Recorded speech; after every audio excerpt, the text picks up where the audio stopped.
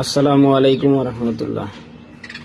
পাখি প্রেমী আব্দুর রহমান এভিয়ারিতে আপনাদের সবাইকে স্বাগতম।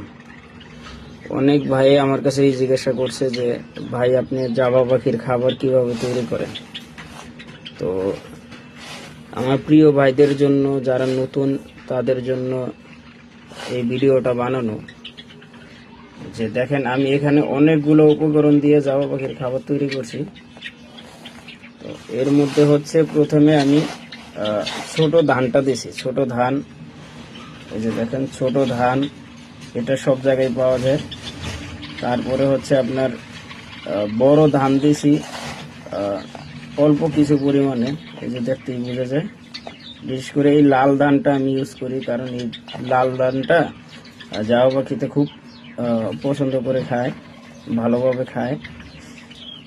তারপরে হচ্ছে দিয়েছি আপনার সাদা মিলেট, এই যে দেখেন লাল মিলেট, কালো মিলেট। তারপরে এর সাথে দিয়েছি হচ্ছে আপনার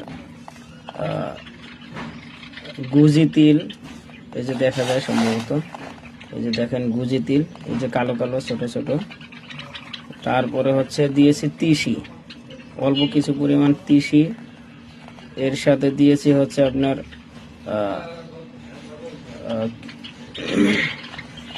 চীনা কিছু দিয়েছি, চীনা কাউন। তারপরে হচ্ছে আপনার দিয়েছি হচ্ছে ক্যানারি। সবচেয়ে একটা কথা বলে রাখি যে ক্যানারি হচ্ছে জাবা পাখির ক্যালসিয়াম পূরণে খুব ভালো ভূমিকা পালন করে। তো আপনারা অবশ্যই ক্যানারি সিডটা ব্যবহার করবেন।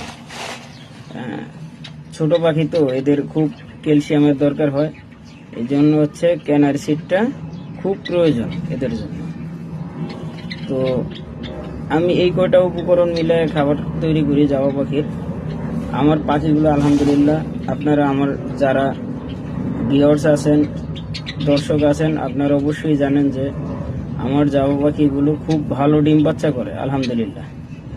তো আমি সব সময় চাই যে পাখিগুলোকে খুব ভালো হেলদি ফুডগুলো খাওয়াইতে। তো ভালো সিড খাওয়াইলে হচ্ছে আপনি অবশ্যই ভালো ডিম বাচ্চা পাবেন ইনশাআল্লাহ।